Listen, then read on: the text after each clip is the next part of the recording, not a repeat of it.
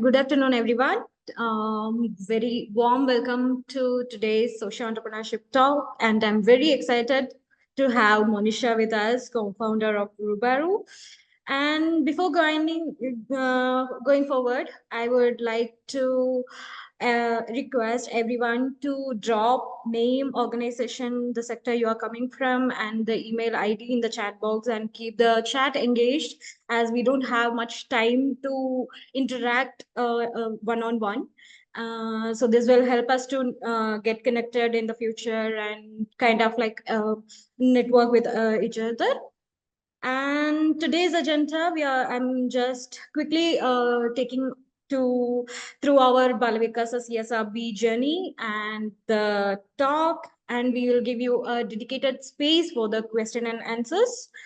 So talking about Bala Vikasa is an NGO which has legacy of 47 years and founded by Bala Teresa and Andrew Gingras. We do have a sister organization called SOPAR, which is a Canada-based organization, and we do work with community-driven development, and we function in three verticals. The first one is community-driven development for programs, development programs for people, where we are working with 8+ states and over 7,000 plus villages. We are connected with various programs such as like water, women, sustainable agriculture, education, and model communities. With all the experiences that we had from the community-driven development activities, we came up with another vertical called People Training Development Training Center, where we have like developed training programs, workshop, resource sharing, and networkings with NGO networks over like 3,000 plus, over 85 plus countries. And Center for Social and Responsible Businesses, where I belong, and the youngest vertical, where we work with social entrepreneurship and responsible businesses. In social entrepreneurship, we do have capacity building activities where we focus on academic institution as well as social entrepreneurs. We do have like a incubation program where we have incubated 36 plus social entrepreneurs, and our second cohort is going to launch soon. And we do take social entrepreneurship consulting services, which is like one-on-one services with the social entrepreneurs. And we do have like a flagship event called Impulse. This year we are going to launch like the 4th edition, and this is going to be international level. And in the responsible business area, we work with CSR on the strategic and advisory services, as well as we do have like impact assessment for the organizations. And this is our team: Mr. Shauri Reddy, Executive Director, Bala Vikasa, and Mr. Rahul Bharadwaj, Senior Director and Head of Bala Vikasa Center for Social and Responsible Business, Mugli Vijayendra, Manager, Social Entrepreneurship Vertical, Anil, Incubation Manager and Assistant Manager of our Social Entrepreneurship team, and myself, Janani. And let's start our talk without wasting much of time. And let me introduce Anil for today's moderation. Anil, over to you. Thank you. Thank you, Janan. Thank you for your nice introduction. Good afternoon, all. Greetings from the Bala Vikasa Centre for Social and Responsible Business. So before going to speak about Rubaroo and Monisha, I just want to give you a general situation in India. So we all know how challenging the life can be for girls in India. As they grow up, they often face restrictions, told not to speak too loudly, not to travel too far, and even not to eat as much as they want. Choosing a career or making life decisions is not as simple as picking out an outfit. And if we speak about the list of obstacles, the number will be going on. So these many obstacles women are facing, and girls in the teenagers are facing. However, today we have the privilege of speaking with a courageous woman who has overcome the challenges, carved her own path, and emerged as a leader, not just for herself, but for the enterprise as well. So now I am going to introduce the brave lady and her enterprise. So her name is Monisha Vemavarapu, an young social entrepreneur and development professional. So basically, she is a dynamic social entrepreneur and development professional with approx 16 years of experience in program management, facilitation, and instructional design, and so on. Monisha is the founder and CEO of Rubaroo, and she is dedicated to creating safe and inclusive spaces where young people can engage in meaningful conversations about gender, identity, and social impact. With a strong background in youth leadership, digital advocacy, and social justice, she has led impactful initiatives that challenge mindsets and drive real behavioral change. So her passion lies in scaling solutions that create lasting social impact. So she envisions a future where youth social entrepreneurship becomes a mainstream career choice, actively working towards the goal through policy advocacy, mentorship, and empowering the next generation of changemakers. And moreover, we take immense pride in the fact that Monisha is one of the earliest alumni of CSRB, and she has been carrying forward the same vision and commitment ever since. And now I'm also going to speak briefly about her enterprise, Rubaroo. So, Rubaroo is a youth development and volunteering organization based in Hyderabad, India. It's a place where teenagers and young people can come together to learn from each other so they can have a peer learning. Rubaru provides a supportive space where young people can explore themselves, understand social issues, take actions, and build strong relationships. So the goal is to help them grow into socially responsible leaders in their own way. And to the audience, I encourage everyone attending this talk to prepare your own questions based on your own challenges and experiences. She's eager to engage, and especially when we are having a discussion in the morning, she actually requested to have more questions from the audience. So to make the opportunity available for everyone.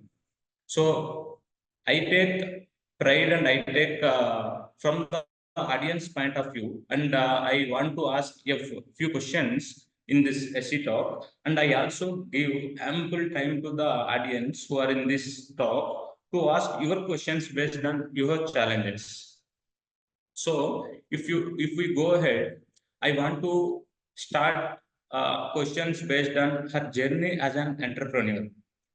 So becoming an entrepreneur is challenging, but sustaining it is even harder. So I am going to start with the journey as an entrepreneur. So my first question to Monisha is, Monisha, what inspired you to transition from the graphic design to social entrepreneurship? And how did you convince your family to support your decision to become a social entrepreneur? Thank you. Thank you, Anil. Thank you, Janani, for having me here. And of course, the Bala Vikasa team, Rahul, Shori, everyone. Just to begin, like, I think my name is, I don't think, but my name is Monisha, and I've been in Hyderabad, was born, brought up here, and I studied in Delhi. And when I was choosing my subjects for undergraduation, usually in your 11th, 12th, when you're studying, so I took MPC, as we say. I took maths, physics, chemistry, just to keep my options open, and I didn't know what is it that I wanted to do so much. And through that, I studied in Delhi, and then did design studied design. I did bachelor's in design. But after that, I knew that it wasn't something that I was very interested in. I felt like it was, especially if you look at the design industry, I feel like there is a lot that is created every day. Whether or not I have a need for something, a need is also created. If you look at marketing and all of that. And through that, I think I didn't have a clear answer when I was doing my degree of what I wanted to do in my life. I just knew that I want to do something that really I believe in. I don't want to do something just for the sake of it. And when I finished my undergraduation, I got an opportunity to volunteer on a program, on an exchange program, very similar to something like we currently do at Rubaroo as well. And that exchange program sort of helped me understand a lot about my life that I did not know of, or I think I was in the dark, because social conditioning often tells you that this is how you should live your life. And I was on some sort of path like that, which I didn't agree with, but I didn't have any space to talk about it. That if I disagreed with things that were happening around me, within my family, within the school space, within the college space, when I disagreed with some of these things, I felt like nobody understood, or there was no space to express that disagreement. Because, society, everybody's saying you follow the same path and you do what everybody's doing. And especially in Telangana, for us, do engineering, do maths, do medicine is such a big deal. So when I finished that exchange program, I think I got that volunteering experience. I got a lot of understanding of what the world is really like. Sometimes there are things that are told to us just for the sake, especially as young people, we have to follow what is told to us without asking any questions. So if my parents are saying something or my teachers are saying something, I cannot say why.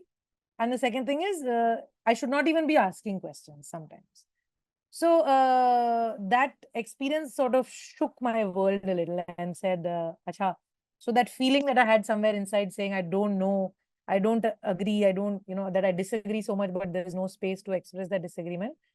Really gave me the chance to find clarity in, at least comfort in myself, in who I am. I may not be following a socially accepted path, but I think I found confidence in, Acha, what I'm doing is okay, and I'll be okay even if I don't follow the path. So I think from there, I went on to continuing to volunteer with organizations and work in the grassroots space to learn. So I spent a lot of time in the first 5 years of my life just learning to figure out, Acha, what even happens, because I lived in this bubble all my life, but didn't know so much about the world. So I can't go out and change the world if I don't know anything myself. So I think that was the point of the transition for me from graphic design into, say, social entrepreneurship, to say, what am I learning along the way? And I think continuing to learn, because there are so many things I still don't have answers to. There can be big things, there can be small things, there can be, everyday processes also. Sometimes I struggle with knowing, I don't know what to do here. But I think the biggest thing is to say, how do I keep learning and growing to figure out whatever is the problem. The problem can be that I want to wash a cup. The problem can be I need to cook. I need to solve a world issue, whatever. But I think that is really what helped me figure out what I wanted to do in my life. I have gone into being very vague and ambitious in my conversation, but I hope you've gotten some response to your question in that. Yeah, I got it. What do you mean by the transition? We understand, like everyone goes into transition in their lives with the challenges and with the problems they face. But I know why you have chosen that transition, but we want to know what motivated you to start up Rubaroo. Like you can start anything else, right? But what motivated you to start Rubaroo? And what was your vision behind that? So I think so very similar to this volunteering experience, like I shared when we started. When I came back with so many thoughts about the world. I felt like I want to be able to become a facilitator, so just facilitate these kind of conversations with other young people, because youth as an age group is not given space to be part of decision making or any kind of leadership. So we just had a thought of, this is what we want to do. So Neha was also just on this call. Yeah. So Neha and I, when we started Rubaroo, that was our big intention, that we want to create spaces of conversation and learning for youth. And there's nothing like that in Hyderabad, where you just, like, for example, there are events that happen. There is a play, there is a panel discussion, there's events that happen across Hyderabad. But when I come back from that play and that panel discussion, how am I connecting that back to my own life? There's no space to do that. And that's what we said we'll start at Rubaroo. And if I may also say, in the first 2-3 years also, I don't think we still had so much clarity. We had an idea, we wanted to experiment, we pilot tested, we did it on the ground. But over the first 3 years, one thing that was very, very critical was working with, incubation programs like the SOCENT fellowship that we were part of with Bala Vikasa and Unlimited Hyderabad. Then there was Change Looms by Prava. So many of these incubation, and in our first year, anything that was there, we were just, keen to sign up, because also it is usually, 18 to 25. If you're interested in opportunity, sign up. So we fit into that age group. We had an idea. We didn't have clarity on the idea, but we signed up. But those leadership programs really helped us understand what all to be thinking of when you go out and want to do an entrepreneurship program. Because you may have an idea, but converting that idea into an entrepreneurship program, or a space or an organization or an institution, in itself is a journey. Now, some of these incubation programs, like I remember very clearly in the SOCENT fellowship, one conversation with Rahul on understanding how do we figure out what is our budget for the organization. It's not just about, I'm raising money for one program and I'm doing it, but what is my long-term vision? What am I trying to impact? How does that contribute to the larger impact in the world? And then what is the story that I'm building to be able to raise funds? So if I need to build that story, then what is the money that I need to raise? So if I need to raise money, then what is the budget that I even have? How many people are involved? What are the roles of different people? How do you justify who's doing what? So there is so many of these conversations that I think entrepreneurs, when they have a change idea or a product, as we say in the tech market, converting that product and zooming out, these kind of incubation programs really help you zoom out to say, instead of just cooking every day, it's also zooming out to say, what all do I even have in my kitchen and what all do I even need that can help me ensure that I promptly cook breakfast, lunch, dinner every day. So even though it's an everyday process, I still have to zoom out to say, what do I need to learn? What are some skills I need to build? What are some struggles that are there? What are some things we are doing well? What are some things we need to be better at? And like we know, the change idea in itself is one step, but there's finance, there's accounting, there's fundraising, there's human resources. I think there's a problem with that word, but so humans are not resources, if you may say. So that field, then there's administration, then there's social media, visibility, there's reporting. There's so many of these things that all have to go hand in hand. It can't be one after the other, because you want them to happen simultaneously so that you're able to think of 10 steps ahead. And that becomes a struggle. So yeah, I think that's what it really was. It was these kind of programs and opportunities that helped us figure out what is it that we're doing and gave us a lot of clarity, actually. Yeah.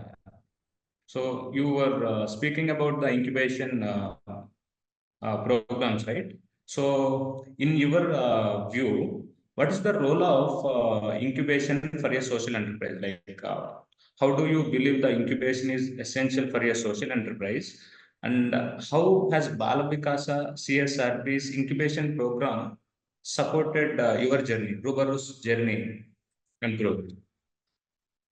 Yeah, I think incubation programs are very critical.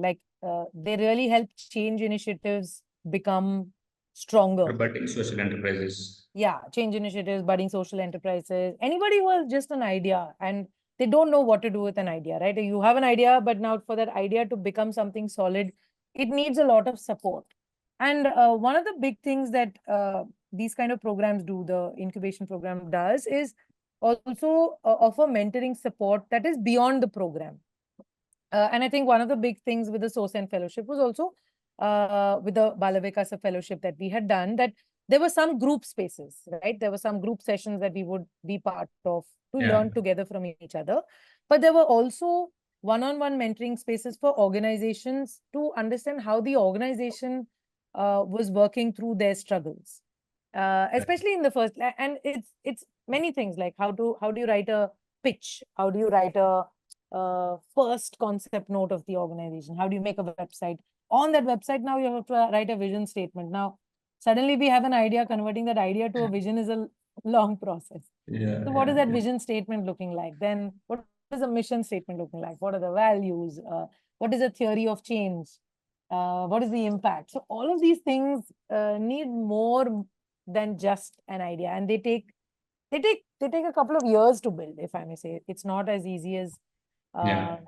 1 month. And within those years, these kind of incubation programs sometimes ask you questions. The biggest thing I feel, the biggest takeaway is they ask you questions that you have not thought of. And it's always useful to have Right. questions to build perspectives on things you have not thought of. Yeah. Yeah, yeah. Correct. Yeah, as you were mentioning about the vision, so I want to ask a question on vision and mission of Rubaroo. Like while starting the Rubaroo, you might have some vision and you might have some mission for that. So, what is the vision and mission of Rubaroo, and how do you stay motivated to pursue them every day? Because you have started Rubaroo many years ago, like at least a few years ago. Like, how are you motivated every day to pursue the same vision and same mission? Yeah, it's been 10 years actually for us. 10 years, Okay. 10 years on this fellowship also, and 10 years as an organization also. Yeah, yeah. So it's incredible. I think so. Our vision is to create an equitable, just, and inclusive world where individuals transcend boundaries through a genuine engagement between the self and the society. So now the vision statement obviously is very, very large. It's very, very big. But I think that's what also motivates us, because we can see around us constantly the discrimination, the violence, the struggles that exist everywhere. Yeah. And it never lets us forget that this is what we are working towards, and this is what we're trying to build. We're trying to build an inclusive world. And that means now inclusive world cannot be in theory. It has to be in my everyday conversation, in my behavior, in my attitude, in my values. Because, especially I think values very easily, many times, they just become thought for the day, what we used to write in school, on our blackboard, unity and diversity, something that would just stay. But how do I practice unity and diversity every day in my life really becomes a um, big space to build. And so even in the organization, we constantly have conversations around understanding what are our values, where are they lived, where are they breached, and if they're breached, then what are the gaps, what are some processes, what are some cultural things that we need to work on. So yeah, I think it's I think once we've signed up to do this work, it's meeting people every day and also knowing that it's a long way away from building an inclusive world. There are so many things happening every day we see around us. So yeah, it's a long way away, Yeah, and yeah. that's what keeps us going, I think. I agree with you completely. Yeah, yeah, yeah. So as there are many budding social entrepreneurs in the audience group, so I want to take Rubaroo and as an example. So when Rubaroo was started, it must have faced many challenges. So can you highlight a few challenges Rubaroo has encountered in its early stages, basically, and how did you navigate through them? Because it will be an enlightenment for the budding entrepreneurs in the audience now. Yeah. I think so many challenges. I think challenges never ending. Even today, there are so many challenges that we have. So I can share maybe two challenges out of all of them. One of them, which recently I think we've been sharing about even in our TEDx talk, was just how we were able to, in one of our initial projects that we did, where we were working with a partner and we thought it went great, and the partner was, ready to, we were like, wow, I think we've done a great job, and, the partner is very happy, and then they are going to definitely fund us again and all of that. That was a lot of that was going on in our mind. But by the end of the project, the partner came back to say, sorry, we don't want to work with you again. And then we realized, like, what just happened here? We were feeling differently about it. Yeah. And I think that was a big turning point for us, because we started saying, when we talk about communication and relationship and partnership, what does that really mean? Because is it things that we are building in our own mind about how the relationship is, or is it really like, is it out there? Very similar to, like, if I may say, romantic or intimate partner relationship. Sometimes you think so many things in your own mind without even knowing what's happening outside. So I think that, so getting that feedback really said that, oh no, we can't do this again. We want to ensure that we are communicating much more. We are more in touch with sharing information. So living the value of transparency, but also ensuring that we're communicating back with people. So that was one thing, how we are communicating with the world. That was one. The second was around, I'll say, risk taking, because we had our first team member, Shubi, who became founding member along the years. When she joined us, one of her conditions was, that if you, I am willing to join the organization, but we need to find an office space, and I will need to be paid a salary, of course. So now again, when you have a start idea, it's a chicken and egg situation. Should we raise funds and then hire an office and have a team, or should we invest some money and then take the risk and then figure out through this, are we able to gain more funds and sustain ourselves?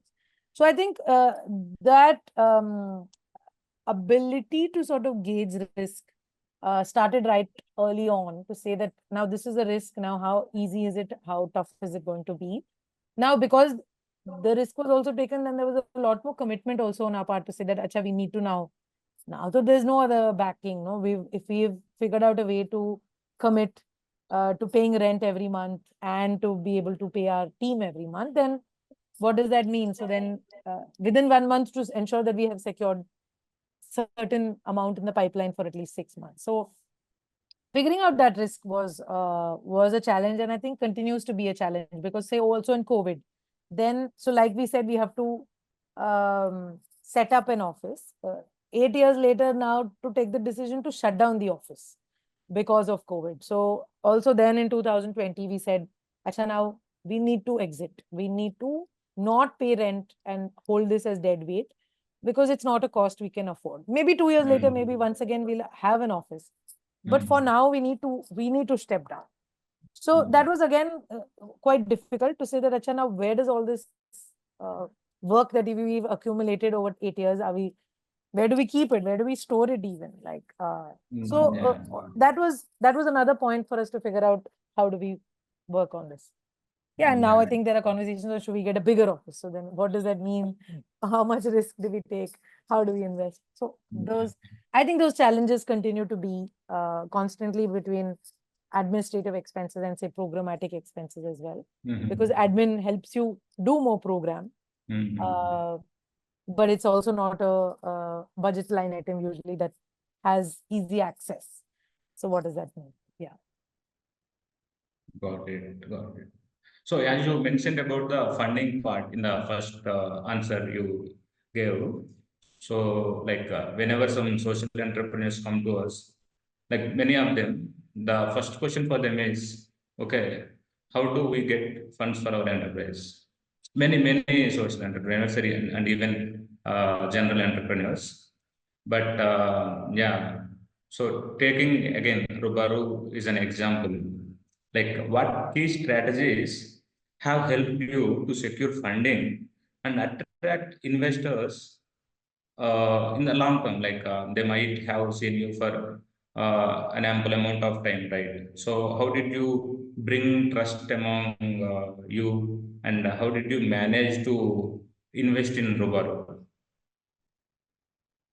Yeah, I think, like I said in the start, not in the start, like I said just before that, communication is one big thing in fundraising and partnership and relationship. Like, what does communication mean? Communication is not, it's not mass produced. It's very, very individual you know, Wonderful. it's Yeah. just like, it's like people are, no, people are dynamic. Every individual is different.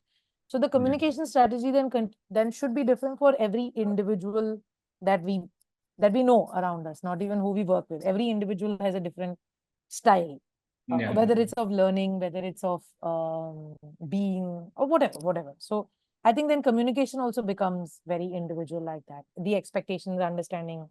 Some people will very easily say what they want. Some people may not say what they want. So how do we still work with everybody? I think, and the second thing is, when I'm talking about communication, is also just believing and trusting that that everybody is there. Like I think if we can create something like everybody is a funder, everybody can potentially be a partner or a funder. We don't necessarily look at somebody who's working in the funding space or CSR space as a funder, but everybody has a potential. If they really believe in the work, they will figure out, they will know somebody who will know somebody who will know somebody who will bring the relationship back. So really trusting that. And the third thing I think is, just when we talk about relationship again, is sort of moving out of transactional relationships, because a lot of even in social entrepreneurs, like I think the biggest thing that incubation programs also teach you is that they teach you that it's about the individual that's in the program. It's not the organization. The organization comes later, but it's the individual relationship or the mentorship that the person receives. So that leadership ability continues to be there even in partnerships and relationships. How whoever we're working with is beyond their organization. If we limit it to the organization, then we are caught into just that organizational transactional relationship. But if we've really built a relationship with a person, then should they move into another space or another organization, then if they really believe in our work, then they will bring us there as well. So allowing that to become bigger, and not saying that it's transactional, that LHS equal to RHS. It doesn't work like that. So if I must say. Yeah. So, like, what are the ranges of investment you are speaking? Like, is it 100 rupees or 1 lakh, 10 Everything. lakhs? That's what I'm saying. So everybody's a funder. Everybody's a potential funder. Now, if we start looking at 100 rupees versus 1 crore, then there's a problem with that also. But 100 rupees every day will contribute to 1 crore. So looking at those small steps as well as big steps, like if we start saying it's only the big ones that I'm going to care about and work with, then it's not going to work in our favor. So, yeah. Okay. Yeah. So based on our previous questions, like there are few people who are from the for-profit entities here. There are few people who are from NGOs, and there are few people who are social entrepreneurs. So legally, there is no specific law which is only for social enterprises. Like there are for-profit enterprises and there are NGOs, okay, non-profit entities. So I'm looking Rubaroo as a social enterprise, and so can you throw some light on the people who are looking for the revenues? Like people think that only the investments are from donations from the like the big people can support us, but how do you consider the revenues of a startups? Like the revenues itself can sustain the social enterprise for a long term. Like the sustainability of the social enterprise depends on the revenue generation, not on the donations and the investment from the other people. So can you throw some light on that? I'm not sure I understood your question, Anil. Okay, so there are NGOs, there are for-profit entities, and there are social enterprises. So NGOs Yeah. depends on grants, and for-profit entities, so they Products. get profits and again they invest on themselves. Yeah. But some social entrepreneurs, like they are like social enterprise, right? So it is for both, for purpose and profit. So when they are working for purpose, they actually doesn't take care of, they look for profit towards in the like very normal, like they don't care for the profit much. But when it comes to revenues, they depend, like they try to depend on the donations and they try to depend on the investment from the other people. So can you, with your experience, can you throw some light on the revenue part and the investments from the impact investors?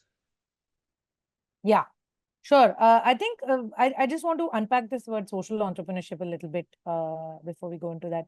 I think ideally, I would say in a world, everybody should be a social entrepreneur because it is when we are looking at entrepreneurship as only profit or only, as only business, then that is what is also creating a lot of that is what is also creating a lot of damage to the world, right? Like, because ideally, social entrepreneurs are ones, basically, the difference is really that entrepreneurship and social entrepreneurship. In social entrepreneurship, there is a values attitude, there is a impact that we're looking at, and we're looking at ensuring that there's an ethics behind every work that is happening, every product. Now, the same thing, and sometimes I think social entrepreneurships or non-profit spaces or development sector is also working on businesses damage that and sort of undoing some of that damage. Like ideally that should not be even happening. So every company, every corporate, every person in itself should be ethical and sustainable in their mind, ideally, and that in itself should have become social entrepreneurship. Like, I wish social entrepreneurship became the blanket term for everybody who was working in any kind of space. Because if we look at the vision with which everybody works, right? Like whether it's a product, whether it's the government, whether it's the non-profit space, they all are creating access service to people, for people, with people. Now, it is only when some of those don't get paid minimum wages, don't get, there's a lot of violence that happens, or there are not labor laws followed, there are no standards of living that is ensured in corporate spaces or company spaces, then that's when there's a struggle and there's a gap. So yeah, I think I'm not sure I answered your question, but I think when we look at some of these things of social entrepreneurship, but because it is larger, it is still impacting every space, whether or not I define myself as a development space or a non-profit where I'm only getting grants, but or I'm getting revenue from a product. That's why I'm saying everybody can be a potential funder or a partner. Yeah, thank you. So we'll get back to Rubaroo once again. So Rubaroo, like we assume that it is a successful social enterprise, though you are not agreeing to the term social enterprise because we believe in the intent. Like I am we agreeing believe to being a social enterprise. no, we believe in the intent. No, not every business, not every entrepreneur can become social entrepreneur until they have a purpose and they have, okay, they are looking for Absolutely, we a are on the social same page with that. So the beyond the sustainable financial sustainability. So how do you define success for Rubaroo? Now, can you share some milestones from your journey? So many milestones. But I also Yeah, sometimes I think that's also a question sometimes we struggle with, because what is impact really? When we're working with so many young people across years and across the decade gone by. So I think one of the things is like, I think just as part of a 10-year impact, one of the impact assessment that we had done, we worked with 173,000 young people in the last 10 years, which I think for us is a big number, great. because we are working on intensive leadership with young people on especially issues of gender and interfaith. And that is critical to the work that we do. I think something that we've also seen as a milestone is just how our team has built some of these programs over the years. Maybe when we started 10 years ago, there was something else that we were doing, but every day we adapt and contextualize the work that we're doing along with everybody that's currently working in the direction of what we want to achieve.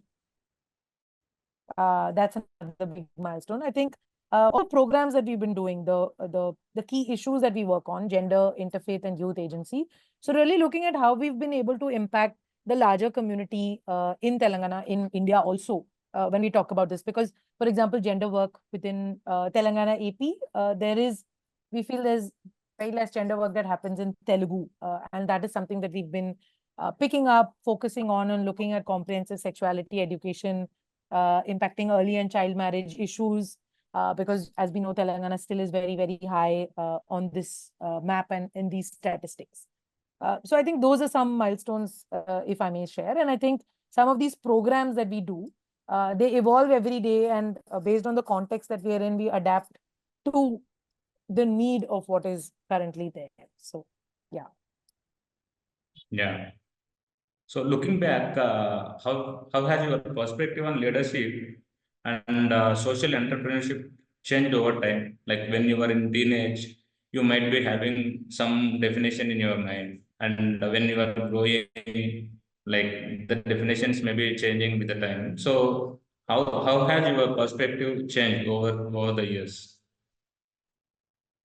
It's a big question. I think this is something that we think about every day at Rubaroo. I think one of my biggest takeaways in this word leadership is not alone. A lot of times we think of leadership being somebody who is at the front and is guiding the rest of the people. That's usually the typical image of what we have as a leader in leadership. I think leadership, more than that, is about shared leadership, how there are people together in taking ownership for anything, whether it's organizing something, organizing an event, whether it's leading an organization, whether it's taking responsibility of something happening in the community. I think, yeah, the word in itself should be shared leadership. It's beyond being alone. So that's about leadership. Yeah. Okay, so I don't know, like whether maybe in your teens you might have heard about social enterprise, the term social enterprise. Like since you heard the social enterprise as a term, like how have you defined in your teens, and how are you defining them? The term social entrepreneurship? Yeah. I don't know if the term in my teens existed so much, social Yeah. entrepreneurship, but I think I feel like it continues to be the same, but the difference being that there is more opportunity right now for social entrepreneurship. There is more openness to say there is access, there is resource, there is funding, there is fellowship, there is mentorship that's available for social entrepreneurship, which wasn't there so much maybe in my teen years, if I may say. Okay. So, Janani, do we have time for more questions, or are you inviting the audience to pose their questions? I think it'll be nice to open it up. Yeah, I think it's Yeah. nice to open because the time is almost over. So we'll give Yeah, more please. time to the audience to raise their questions and concerns. Open to audience, and please Yeah. feel I'll free save to my ask. last question. I'll save my last question after the audience questions. Yeah, one Yeah, question. Yeah. yeah, sure. Yeah. So yeah, open to audience. Anyone who had the doubt, please unmute yourself and feel free to ask. And if anyone wants to drop in the chat box also, I will take it up and take it to Monisha. Yeah.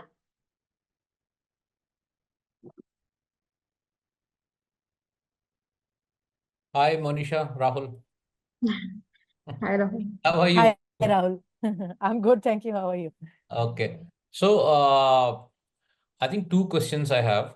One is you have already answered the advantages or what was the support that you got, in the incubation program.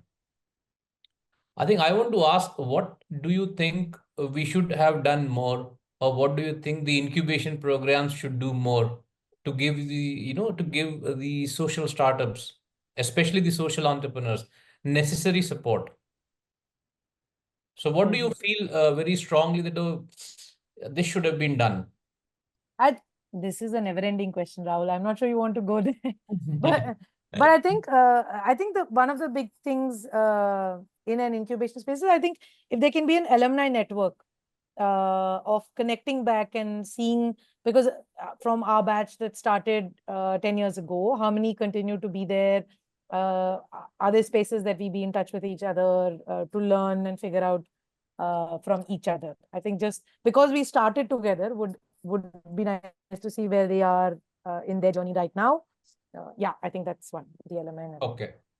Okay. No, why I was asking this question is because we are now, you were part of the, evaluation panel to select our new partners in crime. So now that we are designing certain sessions, the program, and also I just wanted to have that feedback that, should you feel that we should cover certain areas which probably, out of ignorance or out of not knowing, we missed out. So that was the alumni relationship and alumni engagement. You won't believe, but each year we make a plan in our action plan that we have to do it. And then somehow, we get busy with whatever is on our plate. But yeah, I think that is something that we seriously look. And second part is that, you have, you shared with me about the kind of leadership transition that you and Neha are going to do in Rubaroo. So that is, that is pretty interesting. Although you have your own reasons and that you shared that it was already decided at the time of conceptualizing. So, I mean, for the audience who doesn't know, maybe you'll just talk a little bit about, and then what's the philosophy? Why do you think it is important?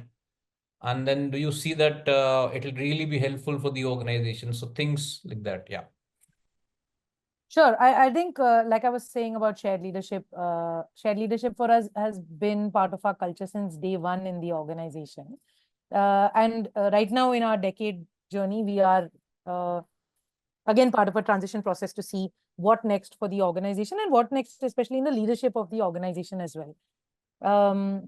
So for us, one of the intentions or reasons is that having that kind of a mindset of shared leadership or transition helps us ensure that we're looking at everything from a lens of sustainability, that it's not person dependent, but it's beyond the person. It's organizational dependent. The work is important. The issue is important. And so how do we create a model that continues without necessarily the person? Because a lot of times it may get stuck on the person, but it has to be process dependent, as we say, beyond the person alone. So that being one of our biggest intentions of this kind of work. And I think like in that lens, I sometimes feel there is a lot of value in looking at how the for-profit space versus the non-profit space may also do it.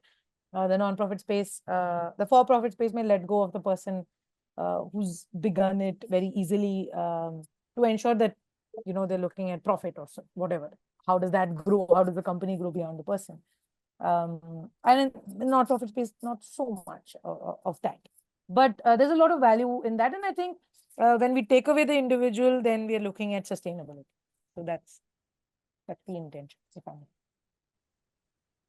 Okay. So just because I don't know how many know the context. So Rubaroo's founders, they are moving into the advisory roles in the organization. They will not be getting involved now in the operations. So they'll come in the board of directors or advisory board or whatever, So they will have very hands-off approach, just like any other board of directors or an advisory board in the organization. And a new breed of leaders will take the operational roles. So this is the context that I was asking Monisha, that why and how did you conceptualize this, and then the merits or the advantages or disadvantages of this model we'll see in future. Yeah, if I may Yeah. also say, it's evolving. Like this Yeah. plan is evolving. We still don't have anything set in stone. We are exploring and figuring out what will work best for the organization. That's where we are. Yeah. So that will also be interesting for us as their partners and their well-wishers to, to understand this process. Yeah. Yeah. Good.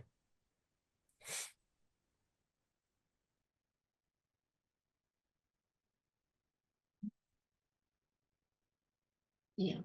I would also ask, I would like to ask you one question, ma'am, because as we are interacting with a lot of student innovators who have taken up the projects that they're working to a social enterprise level, or they wanted to have like a enterprise around that idea. So usually they come up with like a co-founders. They will have like 2, 3 people working together, and they wanted to scale. So they always says about the challenges that they are facing as like difference of opinion, and also like the roles they are having, the responsibility they are sharing. So I just wanted to ask you like key ways to strengthen the co-founder relationship, to do the activities such as like different tasks, responsibilities, major decision making, and how you tackle the disagreements. So how we can strengthen the co-founder relationship actually. I love this question. I think the biggest way to strengthen the co-founder relationship is to fight. The more disagreements there are, the more scope of change. I think a lot of times we shy away from fighting, we shy away from conflict, saying, no, this is not something that should happen. Everything should be good. But but if we really look at our lives, conflict is really what has changed anything in the world, from being same to either up or down, whatever. Yeah, conflict can do either of that. But I think a lot of times we take the pressure that it will only go down, it won't be better. But there is a lot of space that when you disagree, when you continuously disagree, when you fight with each other, that's when you're able to figure out each other's working styles, what are the priorities, what are the values, where are they coming from, to really work together. So I will say that's the best way to build. It's the toughest. Like it's also tough to conflict with your team that you're working with, but it's truly and I think something that I've learned recently from my co-founder from Neha is also, I think the difference between task conflict and relationship conflict, like she says. So sometimes there are task-based conflicts that we may have, where you're not taking things personally, where it's just because something needs to be done together, versus a relationship conflict. Now, for us to ensure that we're also keeping both of them separate, that if we overlap them, then everything will look like personal conflict, but it can't be. So yeah, that's my thoughts. Yeah. Is there anyone else who have I think question? Please Brijesh unmute is there. yourself. Yeah, Brijesh. Brijesh. Hello. Yeah, Yes. yeah. Hi, Monisha. I don't have any question actually. I guess you cover up all my questions, but I want advice from you, that any advice you want to give social entrepreneurs who have been in 4 or 5 years like me. So I just need advice, and who believe in impact and really working for impact in this field. So I need advice. Thanks, Brijesh, for the questions. So what advice? I don't know what advice I can give to social entrepreneurs, but if I may say, it is tough, it is difficult. So also for you to make time for yourself in all of this, so that you're able to work on your passion or the issue that you're working with.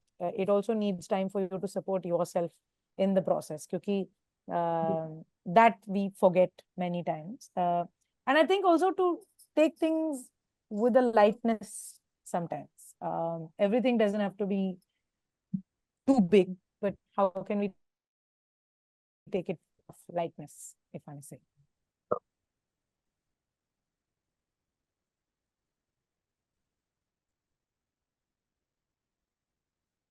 Okay, that's all. Do we have any other questions? Anil, Janani? Yeah, Anand, you can continue your question. And Yeah, so Rahul covered one question of mine, and so I have the last question. Anyway, we are going to launch our next incubation program, and there are many social entrepreneurs who are coming to us every day. So, so the one message, one key message, what are you going to give for your next generation of social entrepreneurs? That's a question to me. Yeah. Key message. I think I was just saying what Brijesh had also asked Yeah. is make time for yourself. Like when I'm saying while you're doing all of this work out in the world. And if I may also add, just an openness to learn to changing contexts, because like for example right now the world is changing with technology very very fast. Today we have one new app and then a feature, and then all other apps also get updated to that feature. Then tomorrow something else comes in, and then everything, like for example like AI or ChatGPT is now Meta, is Gemini, is everywhere. So, and it didn't take very long for that change to happen. So how do you adapt to learn to these changing everything, not just technology? I'm saying changing everything, changing contexts everywhere. How fast are we able to adapt to that becomes critical for social entrepreneurship, because in our work that we do when we're talking about social entrepreneurship, it's also about how are we building skills of everybody around also simultaneously. Like now I think there are spaces of working with women in rural communities to talk about digital engagement and encouragements and teaching say UPI or payment methodologies and all of that. But this is also technology that has come in, say, 5 years now, if I may say, right? Like around COVID is when we went digital and all of that. So, but how fast are we able to really adapt really Adapt. for social entrepreneurship business? Yeah.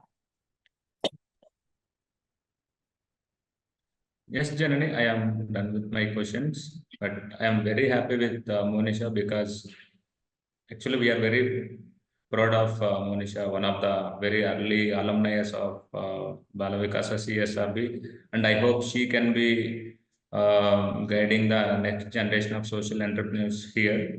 So, okay, we'll be inviting her for the next master classes or for any other mentorship classes.